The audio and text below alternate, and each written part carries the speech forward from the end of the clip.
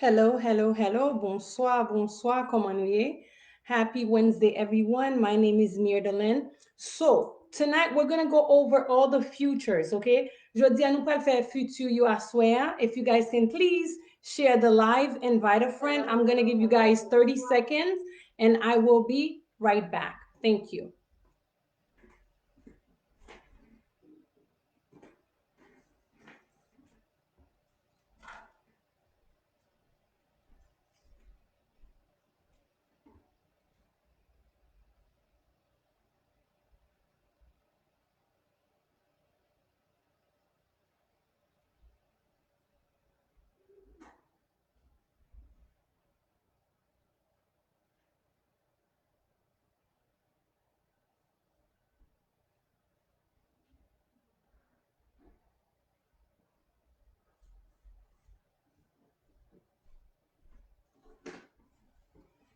All right, I am back, okay? So this is what I'm gonna do for you guys, okay? I'm gonna break the verb down for you guys so you guys can understand them perfectly, okay? Now, before I start working on the one on the board, this is what I'm gonna do. Je vais commencer ensemble avec nous, ensemble avec present simple.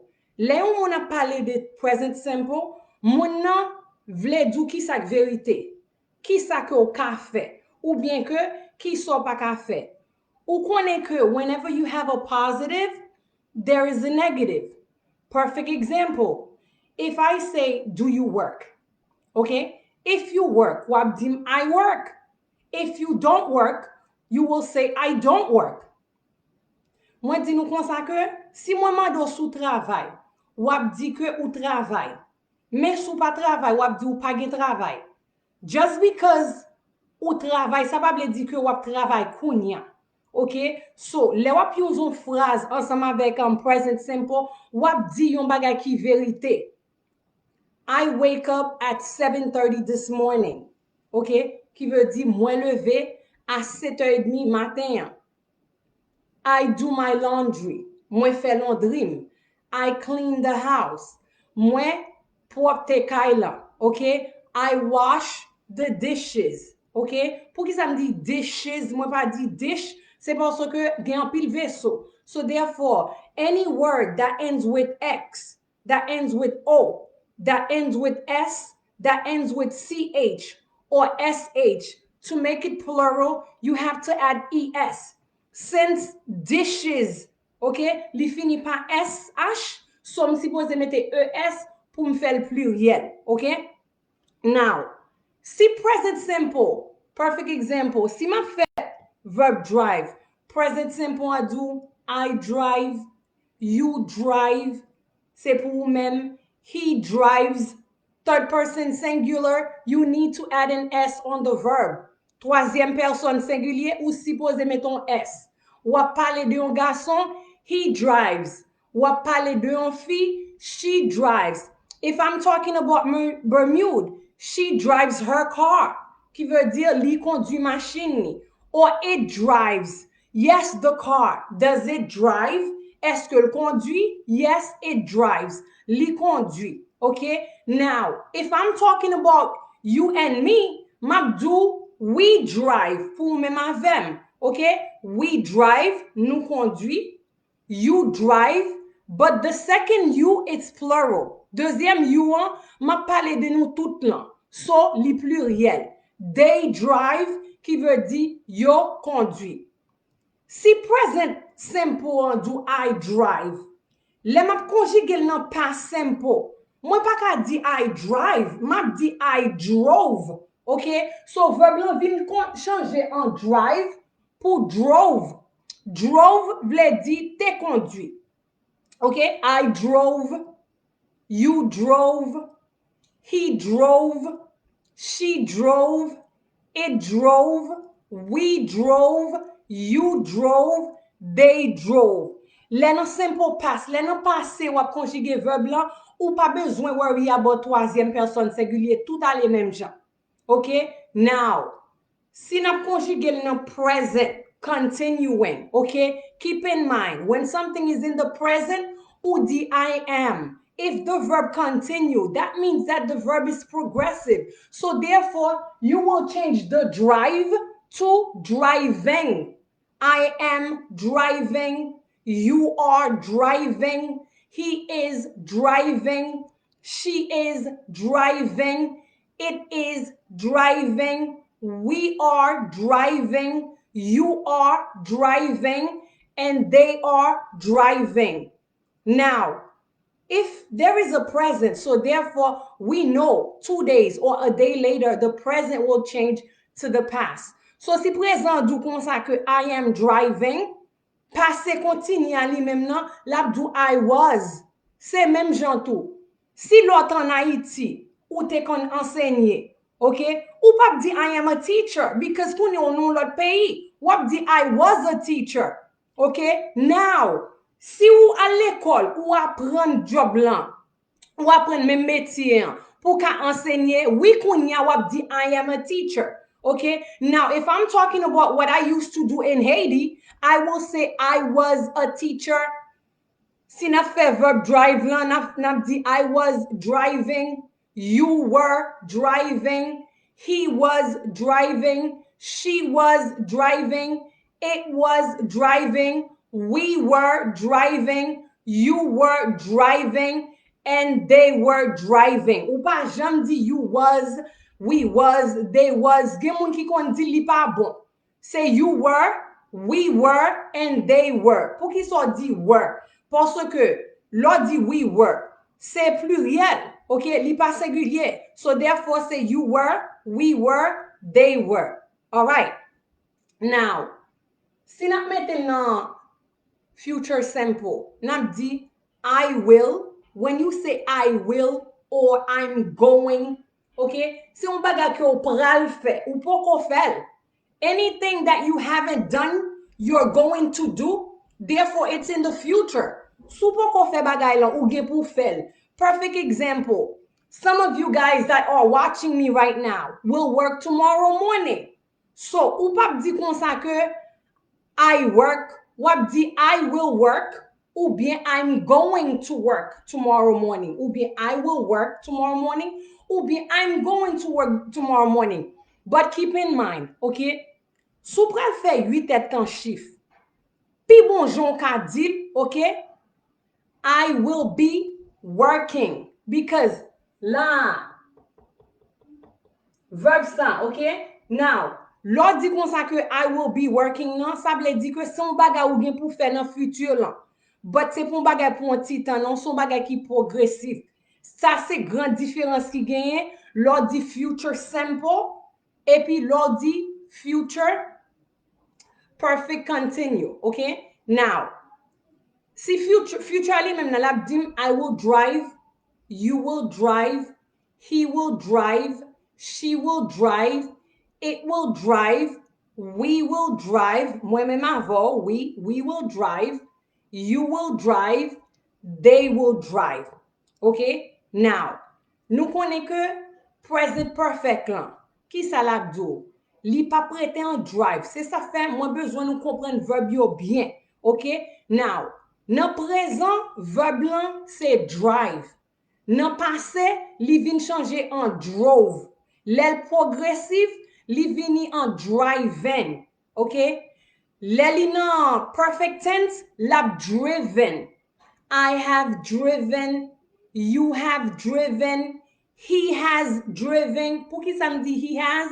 Third person singular. She has driven, it has driven, you have driven, we have driven, and they have driven. Okay? Now, le verb lan nan perfect lan, ou pa di driving, ou di driven. Qui finit like this, like that. Okay? Now, si present perfect lan do I have driven. Past perfect lan, say I had. Because Lord di I have, son bagay ki kounya ki nan present. Perfect example. What am I holding? A marker. I have a marker. Si mpage marker anko, mwen pa do I have a marker. Map do I had a marker. C'est had blanc qui montre OK, verb blanc c'est nan passé. Present perfect lan do I have driven.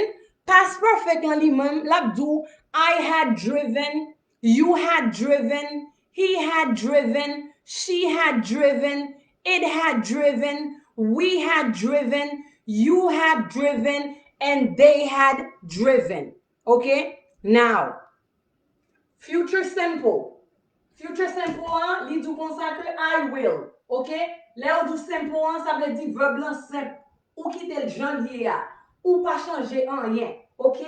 But keep in mind, le ou dou kon sa ke future perfect continuing. Koman ke ou ka distingue verb sa? Lo di future, I will, perfect, have, epi verb lan vin driven. Now, sou ap konjuge verb la nan future perfect continuing. Future do I will, perfect lan do have been, epi verb lan since li progressively continue, wap mette ing la dan. Okay? So wap di I will have been driven, you will have been driven, he will have been driven, he will have been driven, it will have been driven, we will have been driven, you will have been driven, and they will have been driven. Okay? Now, verb sa li mem, let do I will have been driven now. Okay? Anytime you using that verb, this verb right here is telling you, gen yon point nan futur lan, wap deja fait tel bagay. Okay? Now, perfect example. Si m'dou kon sa ke by 2023, I will have been driven. Sa vle di ke 2023 pa pram, map deja gen tan konduit. Ou bien, mte gen wad di by 2022, mte gen wad deside pou mpa di by 2023. Mwen te gen wad di before 2023, I will have been driven. Okay? So, it doesn't matter si m gen tan konduit nan fin décembre 2022 anvan 2023 arrive. Mais lor conjugué verb future perfect continuous, there is a timeline. Li dou kon sa dan tel point, wap gen tan fait tel bagay deja. Okay? Now, let's go right here. Future perfect. Okay? Comment pou kon verb yo très bien? C'est nan tit yo, oui? Alright?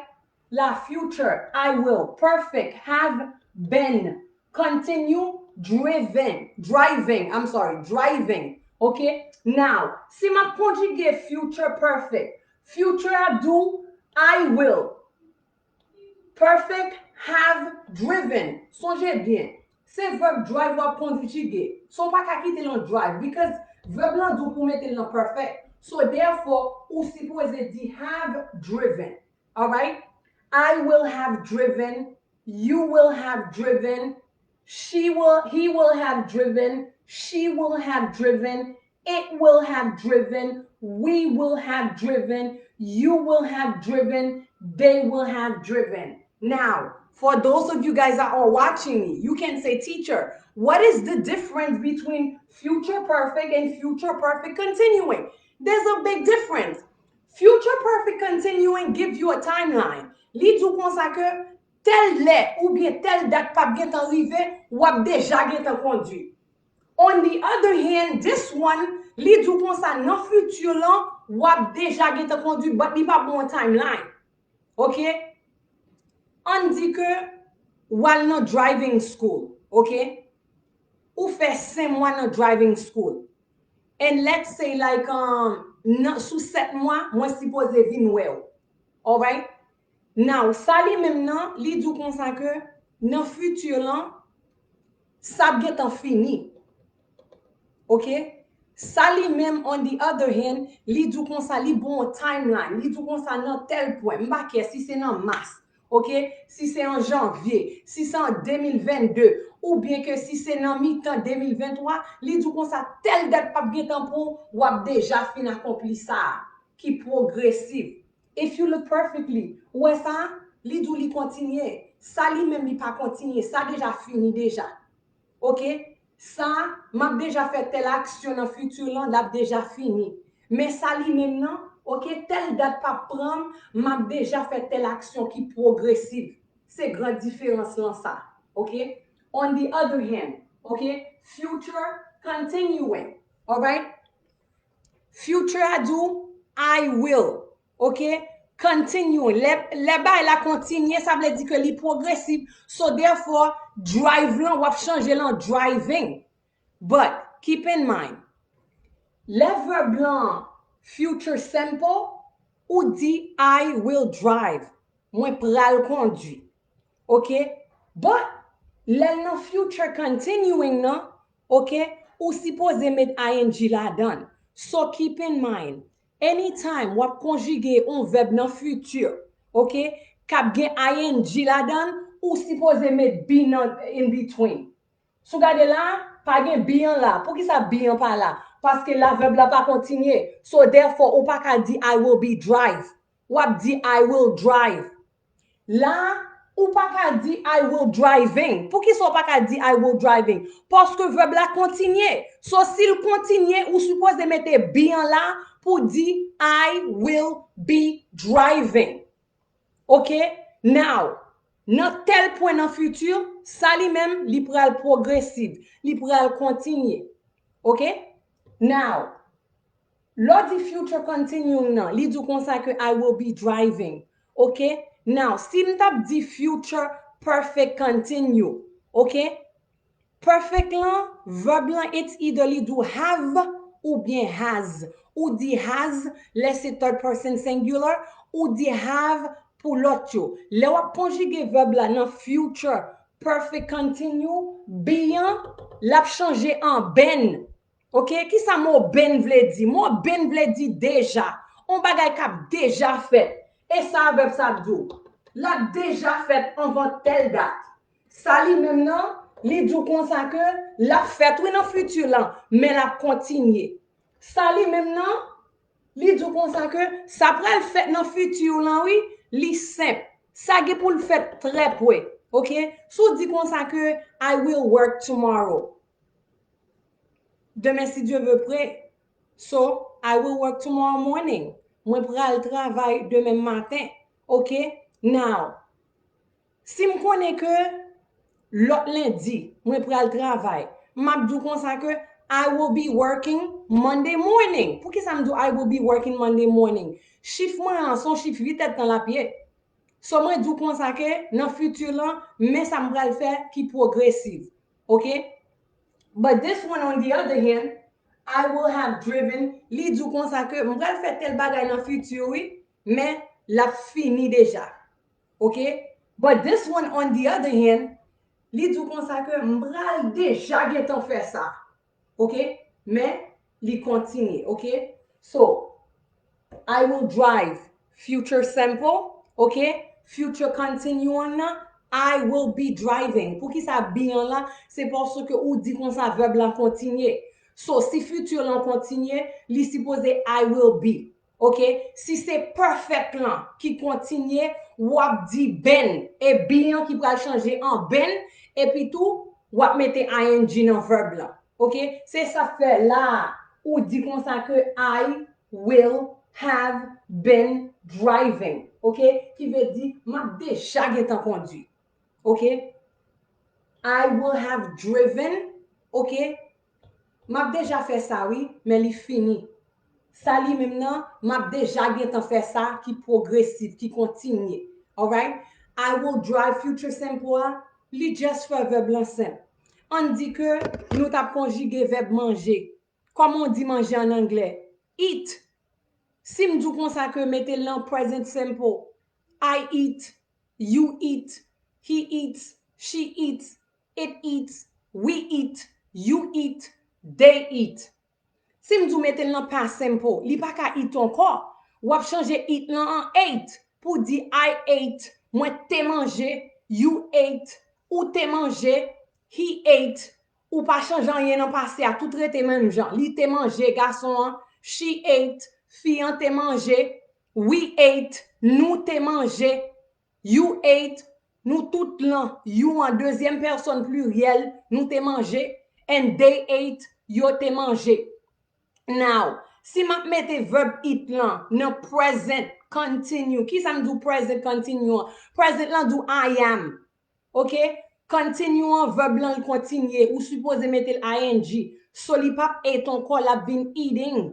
I am eating, You are eating. He is eating. She is eating. It is eating. We are eating. You are eating. They are eating. Now, if there's a present, you already know there is a past. Okay, so if I'm talking about that tomorrow, m'pa di I am eating, m'a di kon sa ke I was eating, qui veut dire moi tap manger. I was eating, you were eating, he was eating, she was eating, it was eating, we were eating, you were eating, they were eating. Okay, now si ma fais future set, ma do I will eat, you will eat, he will eat, she will eat, it will eat, we will eat, you will eat, and they will eat. Okay? Now, si ma fais le present perfect, ma do I have a verb eat lan, li pap eating, la eaten. Okay? E-A-T-E-N.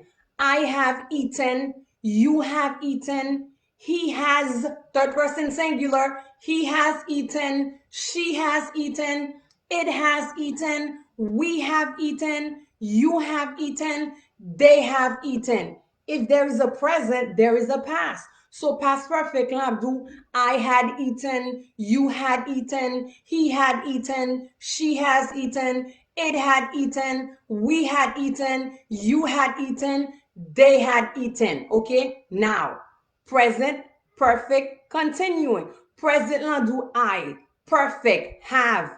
Okay? Continuing now, ou met ing la dan, okay? Present perfect continuing. I have been. I have been eating. You have been eating. He has been eating. She has been eating. It has been eating. We have been eating. You have been eating. We have been eating. And they have been eating. Okay? Now, future perfect. Okay? Si mette verb eaten nan future perfect. La do I will be. I will be eating. You will be eaten. He will be eaten.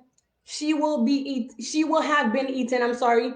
I will have been eaten. You will have been eaten. He will have been eaten. She will have been eaten. It will have been eaten. We will have been eaten. You will have been eaten. And they will have been eaten. Future, I will. Perfect, have. Et puis verbe blanc ou conjugué en eaten. Okay? Now, si na fait future continue, mabdou, I will be eating, you will be eating, he will be eating, she will be eating, it will be eating, we will be eating, you will be eating, and they will be eating. Now, si ma fait future perfect continuing, mabdou, I will have been eating, you will have been eating, he will have been eating, she will have been eating, qui veut dire nap deja gen tan manje, wap deja gen tan manje, garçon ap deja gen tan manje, fiyan, Bermude, she will have been eating, lap deja gen tan manje, ou même avem, we will have been eating, nap deja gen tan manje. Lò di et lan, wap pale pou bet lan, lap deja gen tan manje an 24 heures, ok? It will have been eating, we will have been eating, you will have been eating, and they will have been eating, okay? All you have to keep in mind, you need to know ou suppose kon verb yo.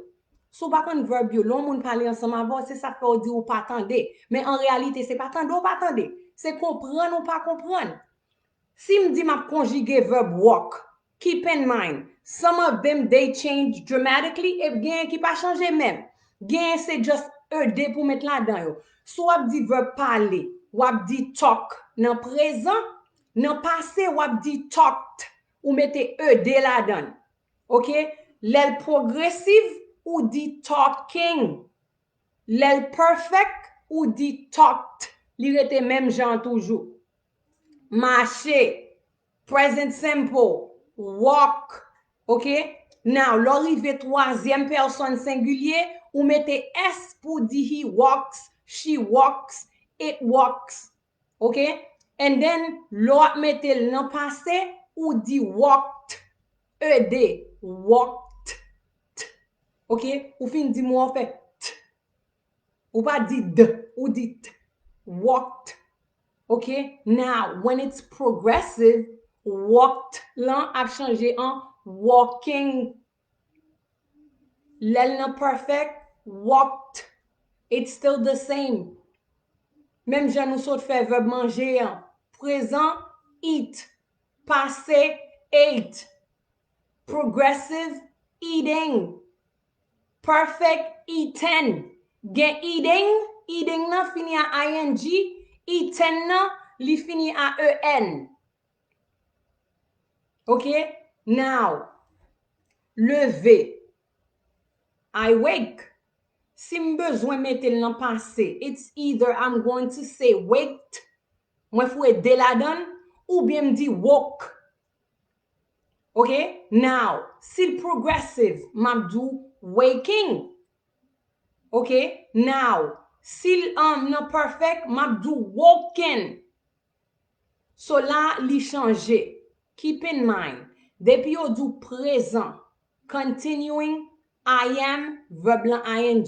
Si se pale ma pale kounya, mabdou I am talking. Si se li ma pli, I am reading.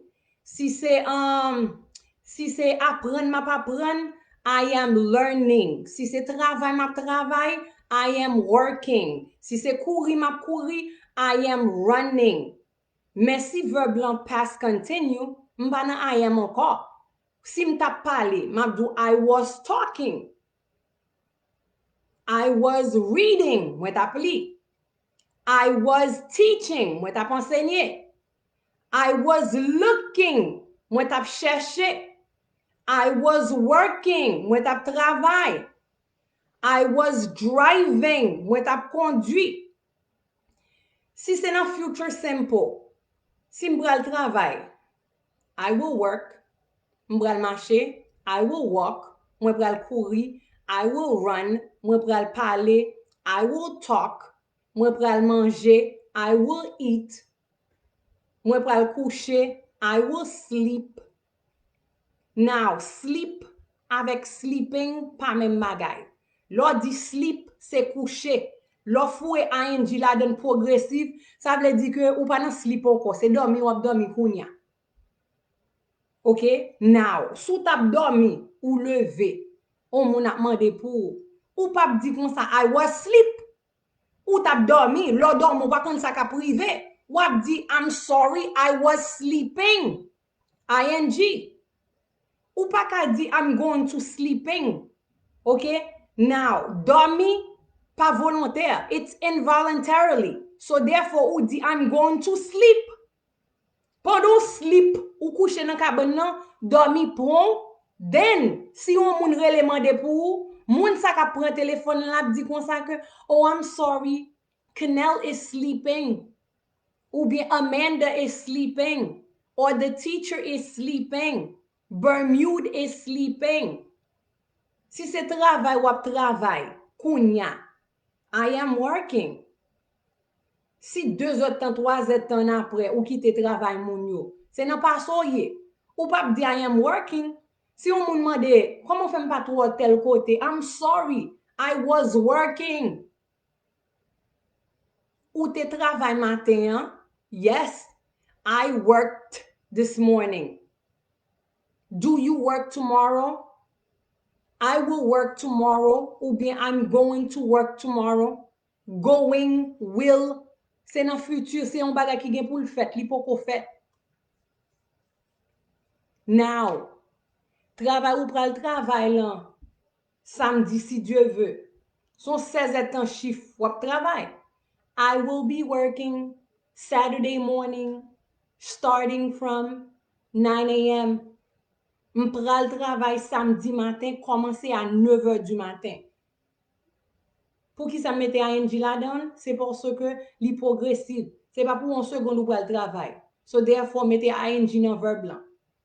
Konen le pou di I will, konen le pou di I will be. Okay? Now, verb ben nan. B-E-N, B-E-E-N, ben vle di deja. Et même jantou. If I say, for example, Amanda, I want you to help me with the homework. Si Amanda deja fait devoir deja, li di m kon sa, teacher, I'm done with the homework. Okay? Map di ben, deja. Okay? Now, ki sa do? Sa do kon sa ke lo conjugué verb qui nan perfect yo. OK? Verb qui gen ben la donne, son bagay qui fait déjà. OK? C'est ça fait ça, li do I will have been. M'a déjà gen tan. Soit conjugué verb ça ou pas de raison pour mettre already dans fin. Because already veut dire déjà. OK? Ben nan déjà couvri already. So c'est dans façon ça m'a dit l'autre parler créole ou pas dit si tellement. Que si avec tellement veut dire même bagay. So nous même créole là nous parler le vaille que vaille nous dit si tellement. Wow, gars on est si méchant ou bien gars on est tellement méchant mais on pas ka dire gars on est si tellement méchant, c'est même bagay là. Dans anglais, anglais a classifié tout bagay pour normal. OK? Now, m'bral parler avant demain, I will talk to you tomorrow. OK? Now, ou si n'a déjà gete parler, pas fatigo. M'a déjà gete parler ensemble avec ou avant madame ou vini, avant petit ou vini, avant frère ou vini. M'a déjà gete fait travail moun yo avant boss lan vini. But keep in mind, le wap use past perfect dou kon sa ke gen pile action krive nan passé mais qui sa krive avant. Okay? Perfect example. If I went to Bermuda house before starting my shift, okay? M'a dou kon sa ke m'te déjà al kay Bermuda avant de commencer travail là, combien action krive nan passé, combien action krive déjà? 2 actions. Première action, m'dal kay Bermuda. Deuxième action, m'en rive travail moins. Ou besoin expliquer ça, wap use past perfect. Wap fon bagay kounya, la pon titan li progressif, wap di I am, fou ing nan verb blanc. Li te passé déjà 2 temps, 3 temps, l'autre a fait action. Est-ce que c'était pour un titan? Non. Ou te fait pour longtemps. So wap di I was ou fou ing nan verb blanc. Sou gon bagay pou al fè nan futur lan. OK? Ou konnen la progressive, oui, mettez be la dan. Pour di I will be. I will be working, I will be teaching, I will be driving, I will be running, I will be smiling, I will be looking, I will be learning. C'est kon so konnen verb lan. OK? Present simple. Present simple a just don bagay ki verite. OK? Ti moun sa. Est-ce que bébé sa parle? Yes, she talks. Ti garçon sa, li marche? Yes, he walks. S'il pas marche, ou dit he doesn't walk. OK? Ou bien si ti fiyan pas marche, she doesn't walk. Le wap di negative tense lan ou pas mette S la donne. C'est le wap répondre dans positive tense lan ou mette S dans troisième personne pour dire he walks, she walks, it walks. He doesn't walk. She doesn't walk. Si c'est moi même ensemble avant, ou pas dit doesn't, ou dit don't. We don't walk. Nous pas marcher. We don't work. Nous pas travail. Si gon positif, gon négatif. Sou dit I walk, ou ka marcher. I don't walk, ou pas ka marcher. I work, ou travail. I don't work, ou pas travail. He works. Garçon travail. He doesn't work. Li pas travail. Remember, moi dis nous comme ça comme mon ka conjuguer do and does. Soit parler ensemble avec moun nan direct ou dit do. Si vous parlez de moun nan indirect ou dit does. If I'm talking about Bermuda, okay, I'm going to say Funa, does Bermuda work? Funa ka répondre moi la dit yes teacher, she works. S'il pas travail, no teacher, she doesn't work. Jason, does he run? Pour qui ça me dit does he run? C'est pour ce que m'a parlé ensemble avant de l'autre monde. So it's indirect. But if it's direct, si moi Jason, moi pas dit Jason, does you work? No, m'a dit Jason, do you work? Jason lui même la répondre moi, yes teacher, I work. Pour qui ça pas mettre S là? C'est pour ce que la répondre pour tête li. Les moun la répondre pour tête li, pas besoin worry de troisième personne singulière. Mais laissez ou parler des garçons ou parler des filles, yes, mettez S dans verbe blanc. Pour positive. Les négatifs, don't worry about it. If it's direct, ou dit do. If it's indirect, ou dit does. The boss. OK? Does he work here? Est-ce qu'il travaille là? Does she stay here? Est-ce que fi an rete là? S'il rete là, wap dim, she does. Oui, li rete là. She doesn't. Sou di does pour positif, pour négatif lan wap di doesn't. Sou di do pour positif, pour négatif lan wap di don't. He don't stay here.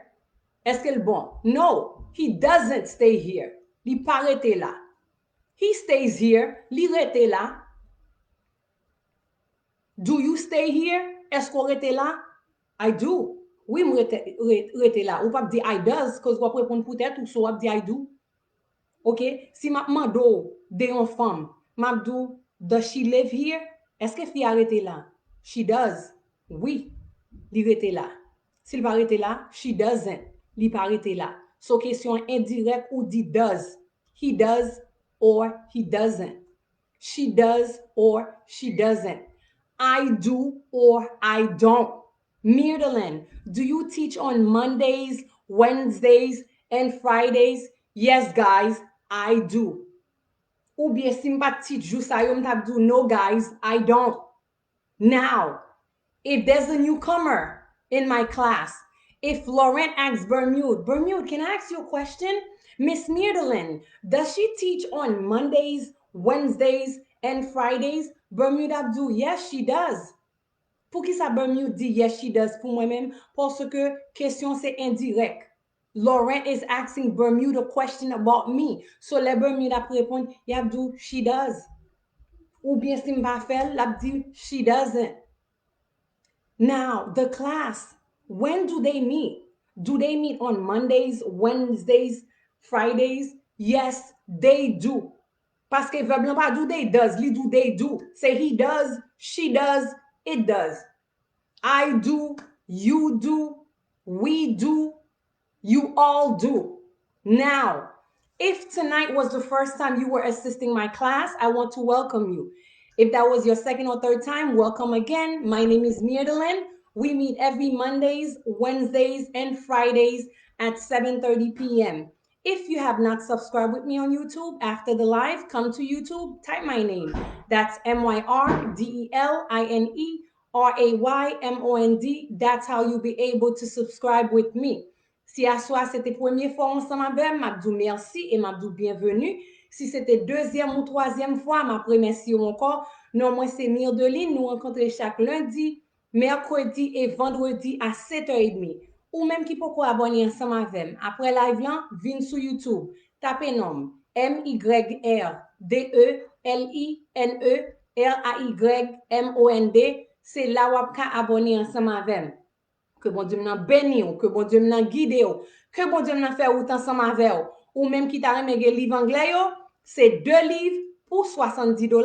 Contactez-moi sur WhatsApp 617 419 5381 ou bien 978 533 46 33. Si vous vivez New York, New Jersey, North Dakota, South Dakota, Indiana, Maryland, Connecticut, ou t'as remis un CNA temporaire, relève moins qu'à aider ou même qui t'a remis pour un citizenship américain ou t'as remis moun faire review ensemble avec relève moins qu'à aider ou même qu'à l'école CNA ou bien home health ou pas qu'à passer test board là relève moins qu'à aider ou même qui stressé, you feeling depressed ou besoin moun faire stress therapy ensemble avec everything we talk about will remain confidential. Call me, let me help you.